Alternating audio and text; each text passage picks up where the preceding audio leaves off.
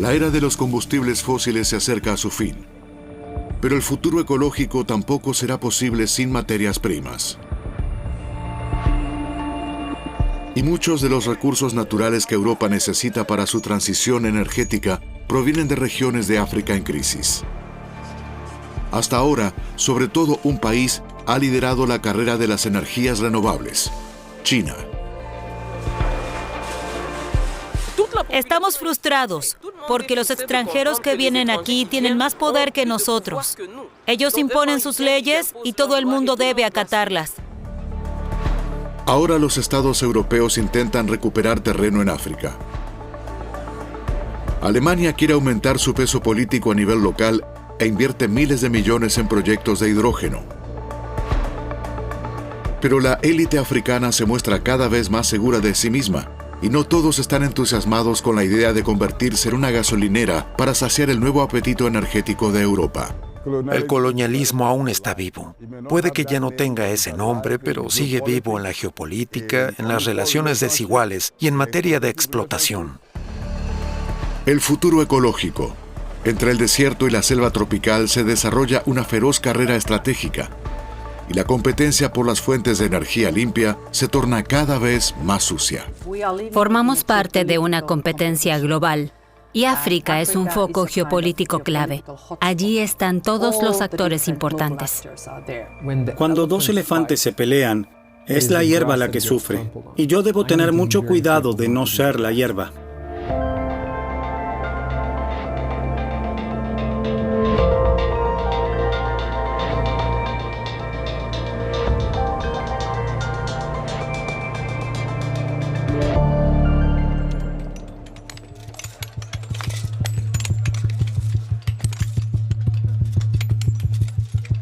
Como en ningún otro lugar, la transición energética muestra su rostro más desagradable en el sur de la República Democrática del Congo.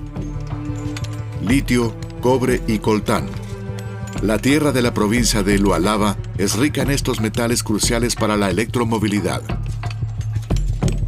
El país centroafricano es ineludible sobre todo en materia de cobalto. Se estima que más de la mitad de los autos eléctricos contiene cobalto congoleño. Y una parte importante, los expertos hablan de hasta un 25%, proviene de minas a pequeña escala que operan en espacios prohibidos. Cada mañana, Kasadi Kasongo desciende 30 metros por un pozo mal asegurado para extraer el metal de la tierra. La respiración se le dificulta a medida que aumenta la profundidad. Algunos de sus compañeros han muerto haciendo este trabajo.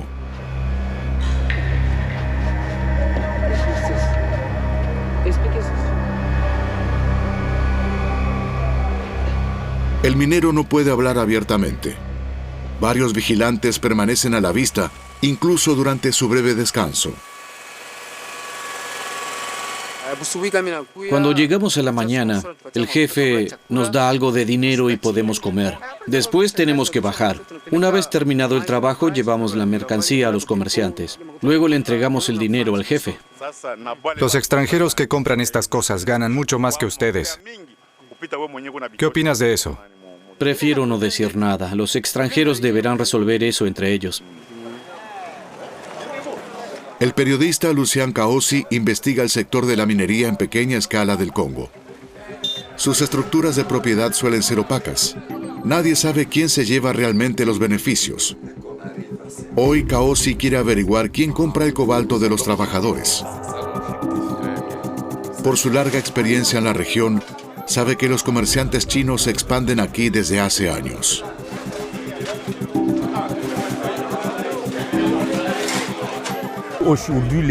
Los chinos dominan ahora casi todo el sector minero, porque Europa y especialmente Bélgica han dejado un hueco. Los chinos tienen vía libre. Nosotros tenemos necesidades concretas y China trae el efectivo. Europa debe cumplir una serie de normas para hacer negocios en África. Los chinos, en cambio, comprendieron que los congoleños son corruptibles y que con dinero pueden hacer cualquier cosa. La necesidad mata las normas. Durante su investigación, Kaosi logró penetrar en los depósitos de materias primas de la mina. Aquí es donde los mineros deben entregar el cobalto, que luego es triturado y pesado.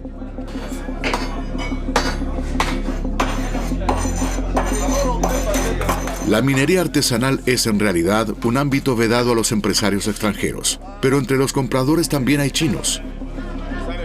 Con un analizador miden el contenido de metal para determinar el precio. Los chinos no solo engañan con la calidad de los minerales, sino que también pagan precios bajos. Pero los congoleños deben aceptarlo porque necesitan el dinero. En otra mina, el periodista Kaosi encuentra la misma situación. Los trabajadores llevan grandes cantidades de cobalto a un almacén de materias primas.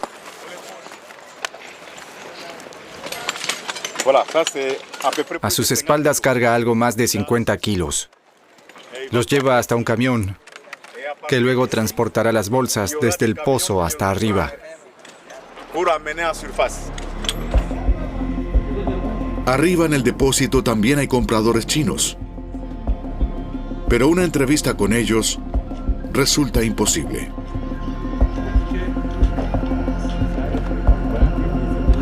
Los operadores congoleños de la mina de pequeña escala dicen abiertamente que su producción luego será tan solo mezclada con los metales de minas industriales que tienen licencia oficial para extraer las materias primas.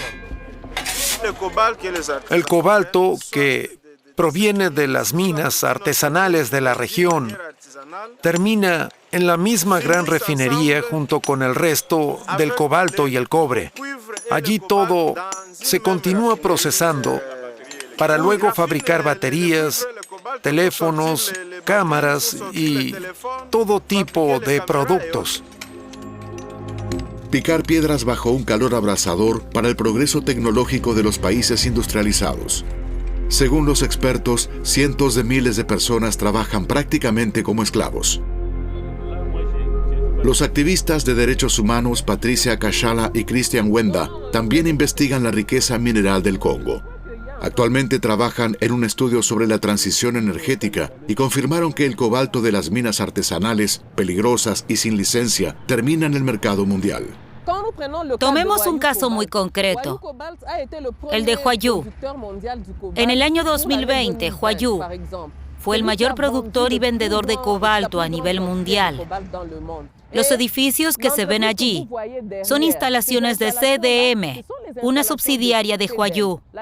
Y esta empresa compra a gran escala de la mina Kasulu, una explotación típica de la minería a pequeña escala. A diferencia de los comerciantes chinos, los europeos no se ensucian las manos de forma directa con las minas artesanales.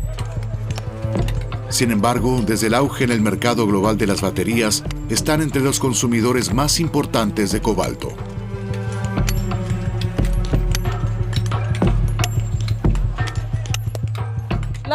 La actitud de los europeos y de Occidente en general nos parece hipócrita. Si analizamos en detalle las cadenas de suministro, vemos que los consumidores finales provienen en su mayoría de Occidente. Resulta contradictorio que denuncien unas condiciones de las cuales ellos son los principales beneficiarios. Pero también en Europa comienza a ponerse el foco sobre la nueva casa de materias primas de África. En Berlín, Melanie Müller investiga desde hace años el auge de las materias primas y entiende el reclamo congoleño. Por un lado está la extracción de materias primas, que se realiza más que nada en los países ricos en recursos, incluido el continente africano. Esto conlleva enormes riesgos ecológicos y sociales. Es una práctica que ya casi no existe en Europa. Al mismo tiempo, en los últimos años, hemos aceptado la División Internacional del Trabajo en este ámbito y nos hemos beneficiado mucho de ella. Pero ahora nos damos cuenta de que la dependencia de China en estas áreas es enorme, porque todo pasa por China antes de llegar a la Unión Europea. Ese es el dilema al que nos enfrentamos. Esto es algo que también reconoce la Unión Europea, que en 2024 dictó la Ley de Materias Primas Fundamentales. El objetivo de los parlamentarios es asegurar recursos clave para la transición energética, Eso implica facilitar las importaciones y crear nuevas asociaciones. Hasta ahora China ha controlado toda la cadena de valor de las materias primas, usando con frecuencia métodos depredadores. En la República del Congo y otros países africanos, se llevan todo el pastel sin crear ningún valor agregado para la población local, cuando deberían ser beneficios compartidos con los africanos. Es en este punto donde Francia, Alemania y los demás Estados miembros deben actuar juntos para crear un nuevo suministro de materias primas que sea seguro y sostenible para la Unión Europea. En el Congo, esto significa sobre todo aumentar la negociación con los grupos de presión. Todos los años se celebra en la ciudad de Lubumbashi, al sur del país, la Semana Minera, la feria del sector más grande del Congo.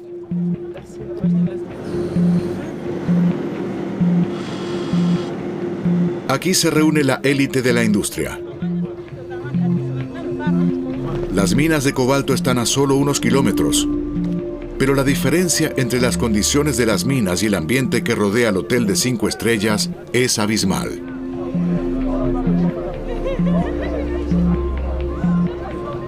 El embajador de la UE, Nicolás Berlanga Martínez, asiste a la feria para promover nuevas asociaciones. El diplomático reconoce que en los últimos años debió realizar un aprendizaje acelerado. El enfoque diplomático que utilizamos actualmente en África no tiene nada que ver con el que usábamos hace 10 o 15 años. La presencia de otros socios ha cimentado la confianza de los jefes de Estado africano. Comprendieron cómo negociar para aprovechar al máximo cada relación bilateral. Esto nos ha impuesto una mayor humildad en nuestro enfoque.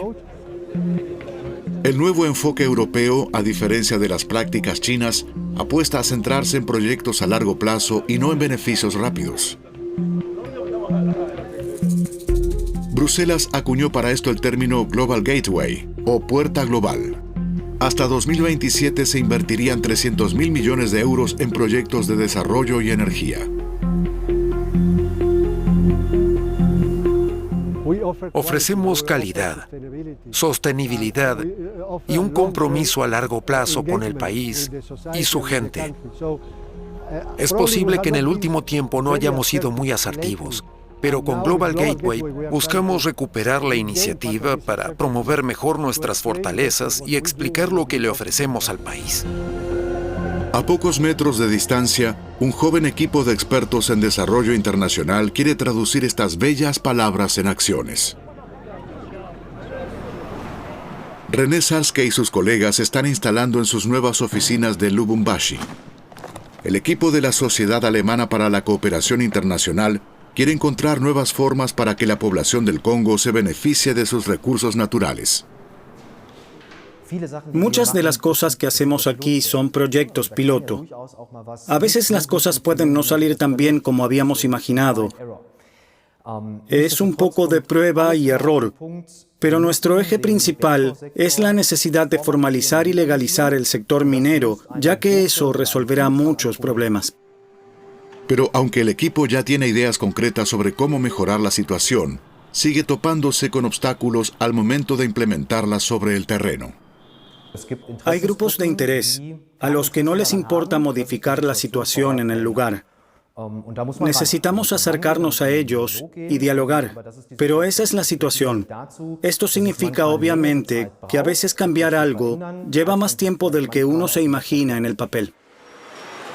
Muchos congoleños sienten desconfianza ante el creciente interés de los europeos en su país. Las heridas del pasado colonial aún están demasiado frescas. El dominio belga sobre el Congo fue uno de los más brutales de toda África y se cobró la vida de varios millones de personas.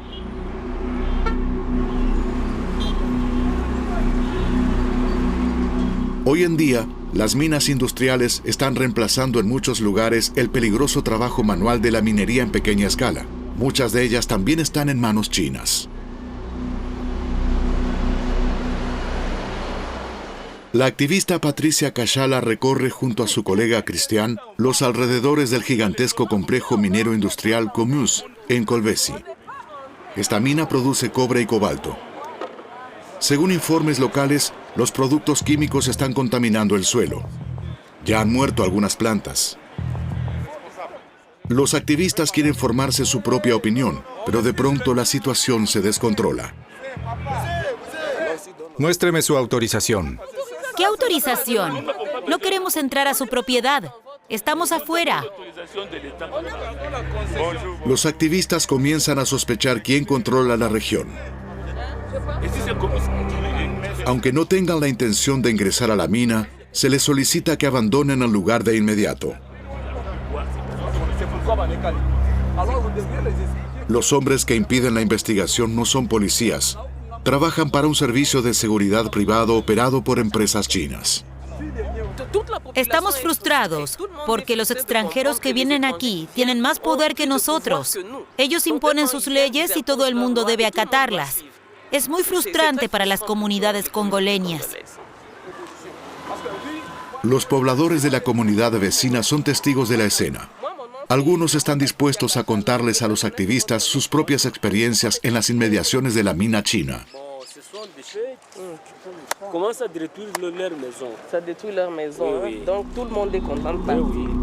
La mina avanza cada vez más sobre su barrio.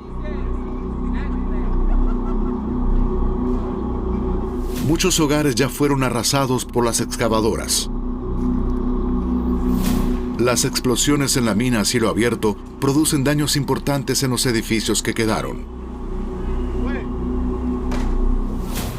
Cientos de personas fueron relocalizadas a la fuerza y otras se sumarán pronto porque su barrio se vuelve cada vez más peligroso. Yo estaba allí atrás en mi casa cuando de repente se derrumbó una pared. Gracias a Dios el muro se derrumbó hacia afuera y no cayó dentro de la casa, porque también había niños. Podría haber sido una tragedia. Pero no solo se destruye la propiedad de las personas, sino que también está en riesgo su salud. En 2021, un equipo de investigación estadounidense demostró que en muchas partes el agua está contaminada por el lavado de los minerales. Otros agentes empeoraron la calidad del aire. Y efectivamente, cada vez más pobladores se quejan de problemas de salud, pero apenas reciben atención médica. Algunos han formado una especie de grupo de autoayuda.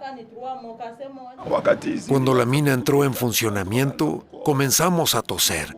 Entonces acudí al centro de salud junto con otros vecinos. Nos confirmaron que la tos era el resultado directo de la grave contaminación del aire. Pero después de eso, nos quedamos solos. Me arde la garganta, la nariz, en todas partes. Nada me calma. Siento como si tuviera una herida abierta en la garganta. Lo mismo les ocurre a los niños. Varias veces, hasta me sangró la nariz. A veces pienso, Dios mío, ¿acaso nos quieren matar? La mayoría de las 14 grandes minas industriales que extraen cobalto en el Congo pertenecen a corporaciones chinas. También la mina TFM en la provincia de Lualaba. Durante mucho tiempo fue noticia por los escándalos ambientales y conflictos con la población local. Ahora, sin embargo, la firma invita incluso a voces críticas como la del periodista Lucien Kaosi a visitar el sitio, para que se formen su propia opinión. En la entrevista, los directivos muestran un sorprendente nivel de autocrítica. Intentamos aprender algo nuevo cada día. También de otras empresas internacionales. Queremos mejorar, mantener los estándares altos y tener una buena reputación en todo el mundo. El reportero Kaosi tiene demasiada experiencia como para dejarse convencer por la campaña de seducción de una corporación multimillonaria. Pero este contacto directo a la mina al menos le sugiere que tal vez no sea demasiado tarde para un cambio.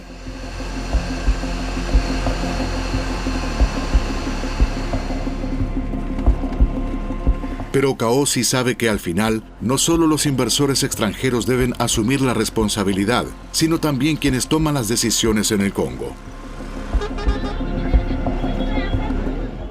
No hay ninguna industria en el mundo que no produzca algún tipo de contaminación. Pero necesitamos un control efectivo. Y actualmente no tenemos un Estado que lo lleve a cabo.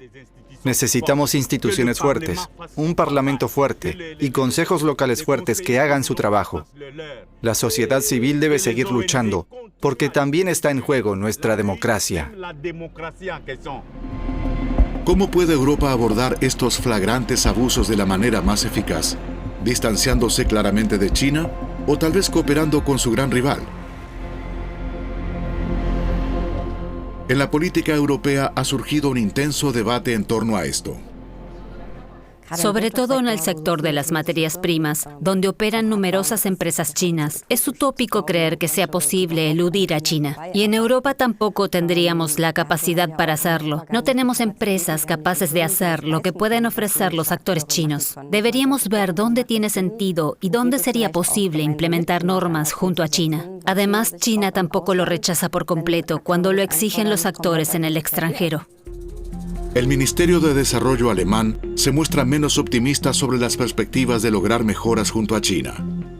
En lugar de eso, una Europa unida debería indicar el camino a seguir. Queremos tener relaciones íntegras que aborden adecuadamente el tema de la corrupción. Alguien que no cuestione todo esto, no imponga condiciones, ni las incluya en el prospecto, es por supuesto el socio más cómodo. Para Europa, esto significa que debemos acelerar el proceso allí donde sea posible. También debemos tomar en serio las necesidades del continente africano. De esa forma, los países de África verán que la UE, y especialmente nosotros en Alemania, con muchas relaciones bien establecidas, somos un socio excelente y además confiable. Esto es justamente lo que Europa quiere demostrar ahora, a unos 2.000 kilómetros al sur de las extracciones congoleñas en el estado desértico de Namibia. Aquí está en juego otra materia prima muy demandada para la transición energética, el hidrógeno, producido con energía solar y eólica, es decir, hidrógeno verde. En el futuro, este versátil elemento se empleará sobre todo en la industria, el transporte y la generación de energía. Y aquí es donde la UE quiere adelantarse en la carrera mundial, con tecnología avanzada de última generación en el lugar para demostrar el gran potencial del modelo europeo. Europa está invirtiendo miles de millones en esto. En el centro de esta carrera global está la tranquila ciudad costera namibia de Lüderitz. Aquí es donde se hará realidad la visión europea del hidrógeno. La empresa Hyphen, una sociedad germano-namibia, alquiló un espacio en la antigua central eléctrica de la pequeña ciudad. Las oficinas aún están casi vacías, pero eso cambiará pronto. Este es el corazón del proyecto, la sede central donde todo converge. Calculamos que el costo final total ascenderá a unos 10.000 millones de euros, lo que equivale a casi todo el Producto Interno Bruto de Namibia. Queremos que, en primer lugar, Namibia se convierta en el centro neurálgico del hidrógeno verde de África, y luego también a nivel mundial. Esas son nuestras grandes ambiciones. Ricardo Goagosev se forjó una reputación en Namibia como presentador televisivo. Su nuevo trabajo en Hyphen consiste en entusiasmar a la gente de Lüderitz para el gigantesco proyecto de hidrógeno. Ricardo admite que primero debió acostumbrarse al estilo europeo. Lo que Europa define como una colaboración basada en valores, para el comunicador namibio era una muestra de condescendencia. Cuando viene China es para hacer negocios. ¿Qué tienes para ofrecer? ¿Qué aportamos nosotros? Eso está bien. Los europeos, en cambio, nos tratan como si fuéramos niños. Antes de que te ayudemos con tu puesto de limonada, debes lavarte las manos y ordenar tu habitación. No queremos limosnas. Queremos sentarnos a la mesa y decir, nuestros recursos tienen determinado valor. ¿Qué pueden aportar ustedes al acuerdo? La cooperación debe basarse en una comunicación abierta. No necesitamos que nos vengan a salvar. Esos tiempos ya pasaron. Más de 100 jóvenes ocupan el nuevo salón comunitario de Lüderitz para escuchar hablar a Ricardo sobre el proyecto de un futuro ecológico y de tecnología avanzada para la ciudad. El comunicador presenta hábilmente su programa. En el desierto detrás de Lüderitz, cientos de aerogeneradores y gigantescos campos solares producirán enormes cantidades de electricidad, mucho más que la actual demanda energética de toda Namibia. Con esta energía verde se alimentarán plantas de electrólisis para la producción de hidrógeno a partir de agua de mar desalinizada. Por último, el gas es licuado y convertido en amoníaco para su transporte. Y luego recorrerá 2 kilómetros bajo el agua hasta los barcos de exportación. De esa forma, el hidrógeno podrá llegar a Europa para alimentar allí a fábricas y vehículos con un bajo impacto ambiental.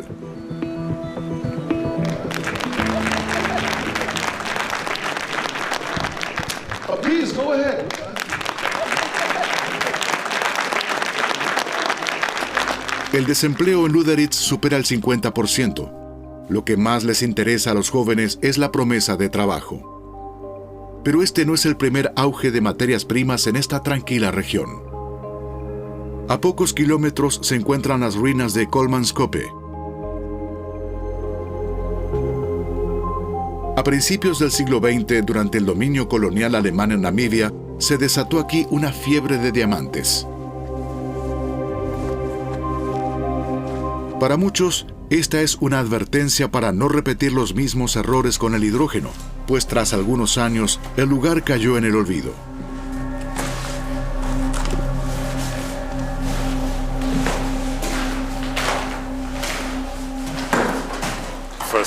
Lo principal es no depender de una sola materia prima como base de la economía local.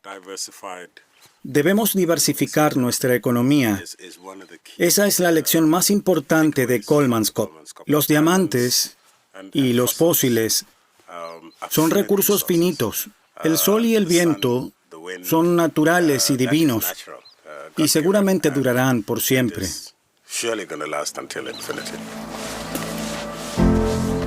Sin embargo, estos grandes planes para el futuro entusiasman a los políticos locales. Hace ya mucho tiempo que el tren no llega hasta Lüderitz. Por eso se ampliará el puerto, para que en lugar de barcos pesqueros puedan atracar buques petroleros. Para 2026 debe estar lista la infraestructura de este megaproyecto. Los alemanes son muy claros para expresar lo que quieren. Y también son muy exigentes con los plazos. No digo que los otros socios no cumplan con los plazos, pero los alemanes son más exigentes. Muchas de las exigencias de infraestructuras más modernas en torno a Lüderitz se originan en una pequeña localidad alemana.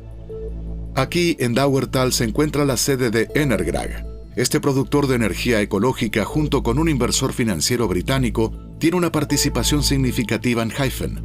A finales de 2021, esta empresa ganó un proceso de licitación en Namibia. Una empresa mediana de un pueblo alemán y un proyecto cuyo volumen de inversión equivale a la economía total de Namibia.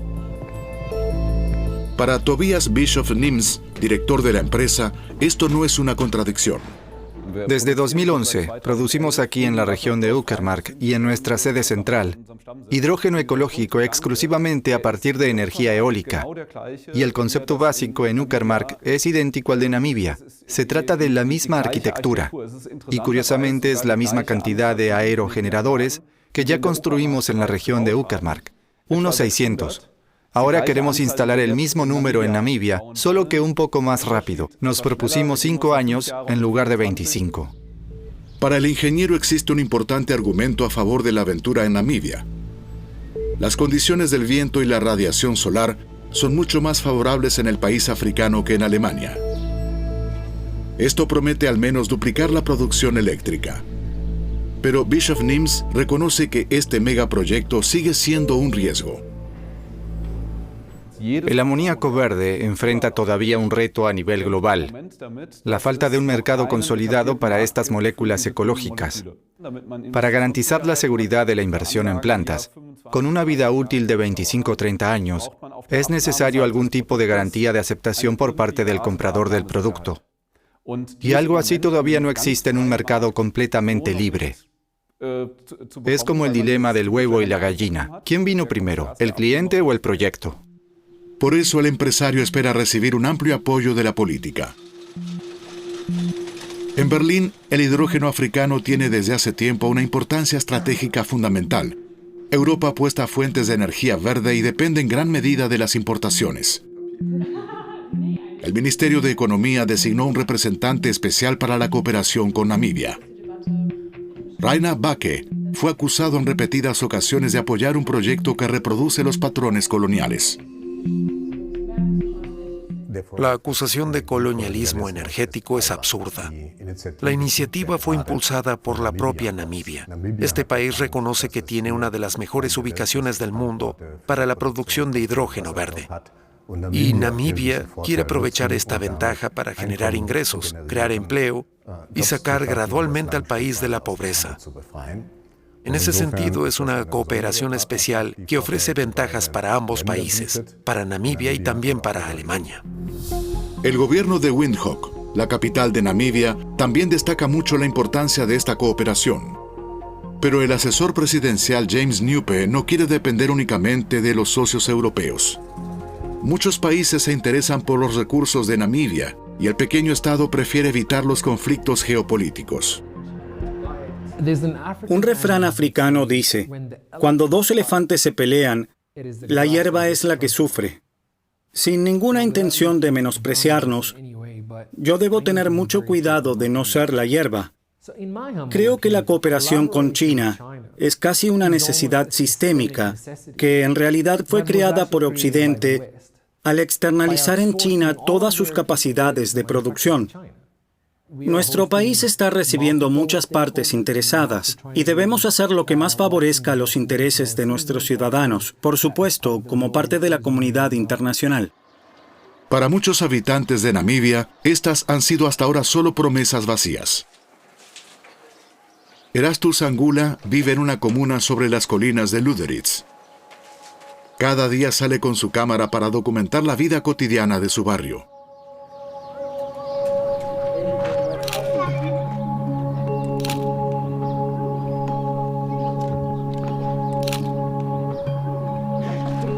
Erastus también estuvo en el salón comunitario de Lüderitz con su novia Lucille para filmar la presentación del proyecto Hyphen. Pero el espectáculo de Ricardo no los convenció. La verdad es que me enfureció. Estoy cansada de asistir a reuniones que no llevan a nada. Escuchamos siempre las mismas promesas, para que al final solo nos inviten a la próxima reunión. Los escenarios cambian una y otra vez, pero siempre son las mismas mentiras, las mismas promesas bajo una nueva apariencia. Los jóvenes nos sentimos realmente frustrados por esto. Las corporaciones vienen por nuestras minas, nuestros diamantes, nuestra pesca. Tenemos muchos minerales y recursos, pero nosotros seguimos sufriendo, porque ellos siempre hacen sus promesas. Si nos permiten hacer mejoraremos tu vida, te daremos trabajo, pero nunca pasa nada de eso. La democracia de Namibia es una de las más estables de África. Sin embargo, su riqueza está muy mal distribuida. Muchos en el municipio denuncian que la élite acapara los mejores trabajos. Lucille dice que tras postularse durante un año para un trabajo en Lüderitz, se enteró que en la oficina de personal otra persona era aceptada de forma inmediata. Un conocido me preguntó, ¿de verdad presentaste un currículum y todo eso? Mi madre simplemente llamó esta mañana. Ella conoce al consejero regional. Así funciona todo aquí. Si no conoces a nadie, ni hace falta que lo intentes, porque no conseguirás trabajo en Hyphen ni en ningún otro lado. No hay ninguna transparencia. Creo que es la maldición de Lüderitz. Cuando algo llega, nosotros quedamos afuera. Pero no solo en el municipio se sienten ignorados por el proyecto del hidrógeno. Los representantes de las víctimas de los crímenes coloniales alemanes también están preocupados, porque justo en la zona donde Alemania planea realizar su visión ecológica del futuro, tuvo lugar uno de los capítulos más oscuros del país. Durante el genocidio de los Herero y Nama, los alemanes operaron en Lüderitz un campo de concentración. A principios del siglo XX, más de 3.000 personas murieron en la isla Shark. Imagínese que la gente de la isla Shark debía ir por la montaña al continente para trabajar como esclavos bajo la vigilancia de las tropas de ocupación. Después regresaban a la isla hambrientos y enfermos para dormir a la intemperie y sin ningún refugio. El plan era asegurarse de que muriera la mayor cantidad posible de gente. Y eso fue justamente lo que pasó. Los representantes de los Herero y Nama temen que su monumento se vea afectado por la enorme ampliación del puerto a solo unos metros de distancia. Los estudios de la organización Forensic Architecture muestran que una parte de las fosas comunes será ocupada por la nueva infraestructura.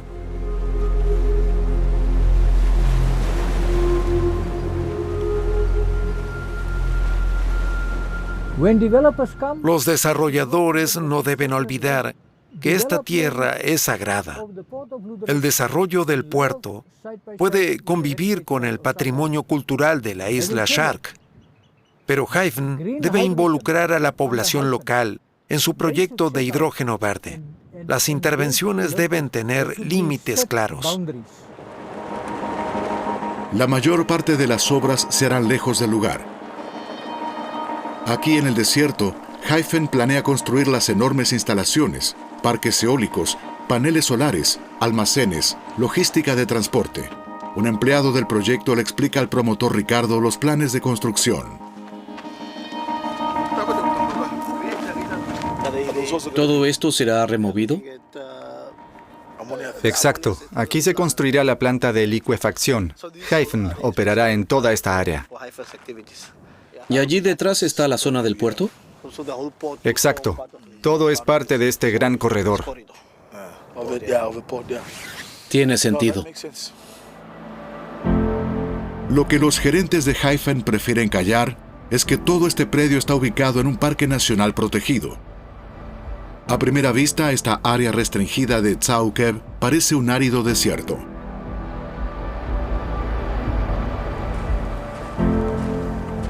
Los ecologistas locales dicen que aquí crecen más de 1.000 especies de plantas poco comunes, pero no quieren hablar en cámara por temor a su futuro profesional en esta región. Actualmente se realizan estudios ambientales para determinar si este megaproyecto energético puede instalarse aquí. El mayor experto ambiental de Namibia tiene pocas esperanzas. Cuando una empresa invierte tanto y el gobierno licita un proyecto en una zona ya determinada, con semejante cantidad de dinero en juego, es muy difícil que un gobierno diga, lo sentimos, pero no será posible hacerlo aquí. Para el ambientalista, el proyecto deja en claro que África está dispuesta a sacrificar su riqueza natural por la voracidad energética del norte.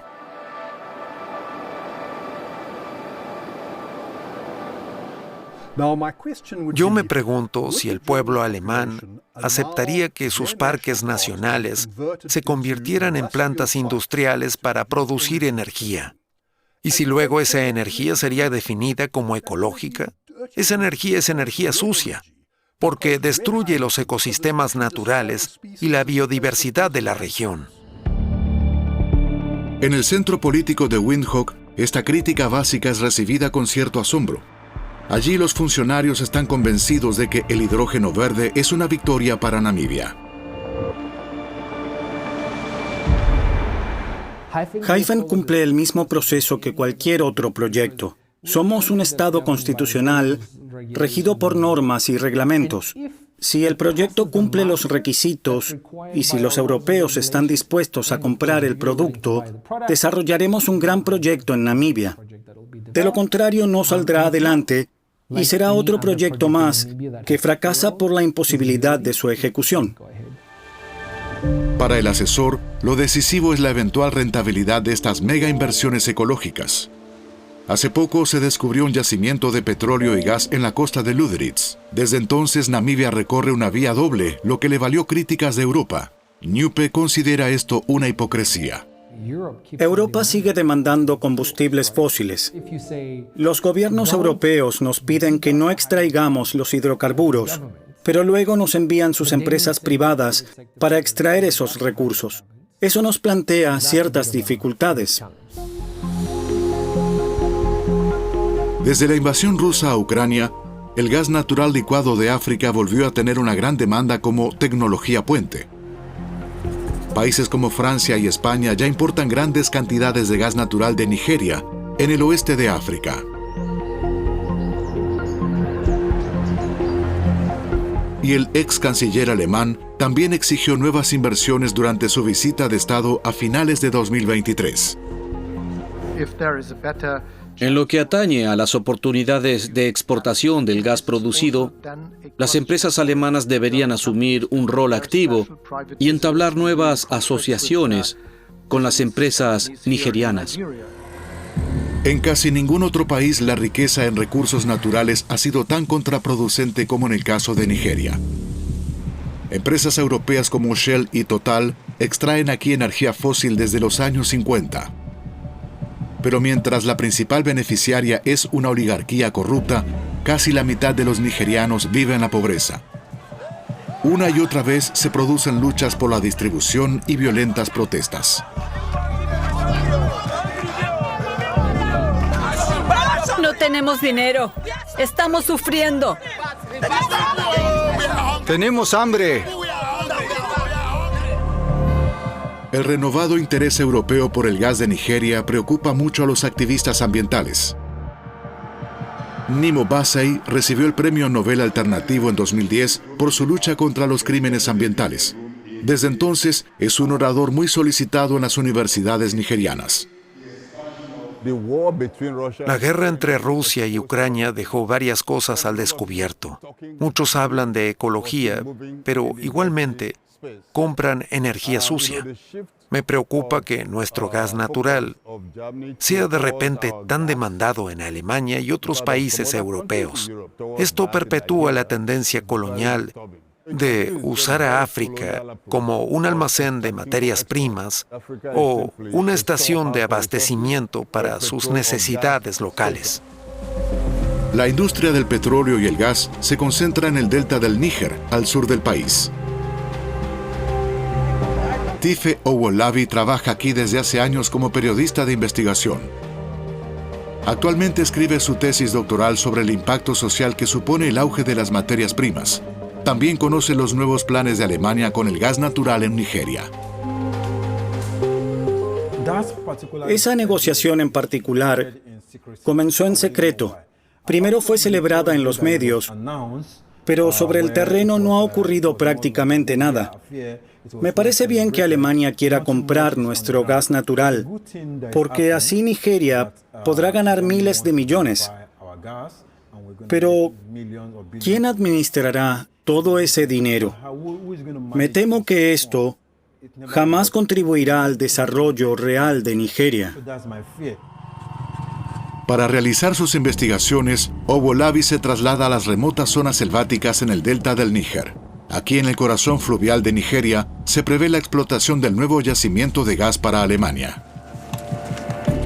En esta compleja red de ríos que atraviesan la zona, incluso este experimentado periodista de investigación solo puede continuar su trabajo con protección militar.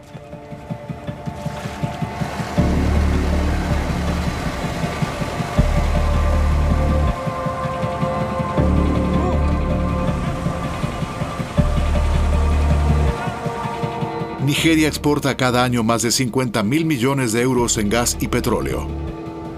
El delta del Níger está plagado de piratas que intentan apoderarse de una parte de esta riqueza fósil. Esta es la realidad de Nigeria. La gente necesita sobrevivir. Claro que eso no es excusa para que se conviertan en criminales, pero aquí hay mucha gente involucrada. Tras media hora de viaje, el grupo llega a un claro oculto. Los criminales instalaron aquí una refinería ilegal. Con los medios más sencillos procesan el petróleo crudo que extraen de los oleoductos para luego transformarlo en combustible. Los soldados ordenan extrema precaución. Creen que los criminales todavía están cerca.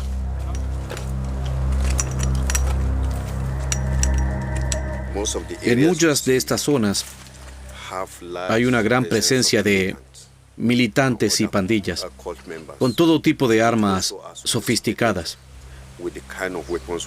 Ya nos hemos enfrentado a ellos. Incluso esta mañana, una de mis cuadrillas fue atacada mientras se dirigían a uno de los campamentos ilegales. Algunos restos de combustible envasado que encuentran los soldados son destruidos, sin ninguna consideración por la naturaleza. Lo que más me enfurece no es el robo, sino la contaminación ambiental. Porque, ¿qué les dejaremos a nuestros jóvenes? El medio ambiente se destruye y la gente muere. Los soldados creen que los criminales se esconden en una aldea a unos kilómetros de distancia.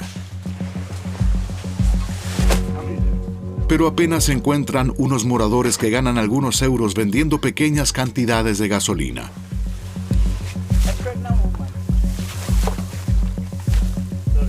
No es más que un triunfo ilusorio en la compleja batalla por las materias primas de Nigeria.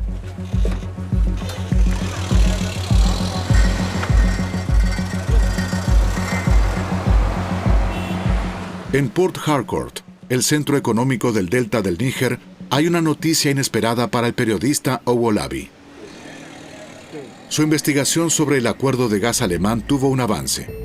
El operador nigeriano responsable de coordinar el envío de gas natural a Alemania le envía un detallado material de presentación. Allí se menciona un volumen de operaciones de 5.000 millones de euros. El director de la empresa incluso está dispuesto a conceder una entrevista. Queremos enviar el primer suministro de gas a Alemania en 2027. Si lo conseguimos, supondrá casi el 2% de todas las importaciones alemanas de gas licuado. Pero el potencial es enorme. Podemos ampliar esto muy rápidamente. El empresario cree que el nuevo interés en el gas natural de Nigeria es una oportunidad única, pero también señala las políticas hipócritas de Europa. Me parece difícil recibir mensajes tan contradictorios. Por un lado nos dicen, ya no queremos más combustibles fósiles, pero el mensaje final es, necesitamos urgentemente gas para sustituir el suministro de Rusia. Es un tanto hipócrita mantener la alta demanda de energía fósil y al mismo tiempo reducir la financiación de los proyectos. En el delta del Níger, muchos ya ven a las materias primas como una maldición. Entre oleoductos y plantas industriales vive el rey Bubaraye Dakolo. En su región se descubrieron hace poco algunas de las mayores reservas de gas del país. El jefe tradicional no tiene poder político, pero su familia es una referencia para toda la comunidad. El rey y químico recibido le explica al periodista Owolabi lo que él piensa del auge de las materias primas. El petróleo y el gas han sido una pesadilla. Nos asfixian sin darnos ningún beneficio económico. La lluvia arrastra los gases tóxicos hasta nosotros. La mayoría de la gente cree que se está muriendo por culpa de brujas y magos. No pueden imaginarse que la contaminación del petróleo y el gas es la responsable de sus enfermedades y muertes prematuras.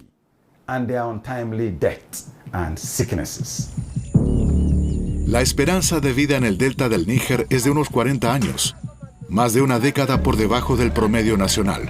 Para este jefe tradicional, la élite actual de Nigeria está implicada en la miseria de sus coterráneos. Nos tratan como si no existiéramos, porque el gobierno de este país quiere hacer negocios con el gas y el petróleo a toda costa.